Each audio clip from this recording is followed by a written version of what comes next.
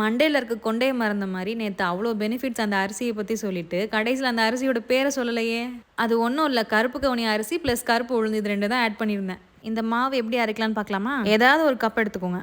அதில 2 கப்பு கருப்பு கவுனி அரிசி, 1 கப் இட்லி அரிசி, 1 கப்பு உளுந்து, 1 ஸ்பூன் வந்து வெந்தயம் ஆட் பண்ணிக்கலாம். 3 கப்புமே கருப்பு கவுனி அரிசி ஆட் பண்ணலாமான்னு கேட்கலாம். அப்படி பண்ணீங்கன்னா இட்லி ப்ராப்பரா வராது. ப்ராப்பரா பஞ்சு மாரி இட்லி வேணும் அப்படின்னா, நம்ம கண்டிப்பா இட்லி அரிசி ஆட் பண்ணி தான் ஆகணும். இந்த அரிசியில தோசை சுட்டு சாப்பிட்டா நெறைய அயர்ன் கிடைக்கும்னு சொன்னேன்ல, அது சும்மா கிடைக்காது. அதுக்கு வந்து விட்டமின் சி இருக்கிற மாரி ஒரு சைட் டிஷ் வேணும். அதுக்கு நம்ம இன்னைக்கு கேப்சிகம் சட்னி தான் எடுக்கிறோம். தக்காளி பிளஸ் கேப்சிகம் 2லயுமே விட்டமின் சி அதிகமா இருக்கு. இதோட ப்ராசஸ் சேம் தக்காளி சட்னி மாரி தான். பாடியில அயர்ன் அப்சர்வ் ஆகணும்னா விட்டமின் சி முக்கியம் பிகிலு. பவுடர் ஃபார்மில் இருக்கிறத யூஸ் பண்ணி தோசை சுடுறத விட இந்த மாதிரி நேச்சுரலாக வாங்கி ஃப்ரெஷ்ஷாக அரைச்சி அதை ஃபெர்மெண்ட் பண்ணி அந்த மாவில் தோசை ஊற்றி ஃபுல்லாக நெய்யை விட்டு சாப்பிட்டா அது தனி டேஸ்ட் தான். எங்களுக்கு சட்னி தாளிச்சா பிடிக்காது, ஸோ தாளிக்காம chutney plus crispy dosa try பண்ணி பார்த்துட்டு கீழே கமெண்ட் பண்ணுங்கள். இதே மாதிரி வீடியோவுக்கு நம்ம பேஜையும் ஃபாலோ பண்ணிக்கோங்க.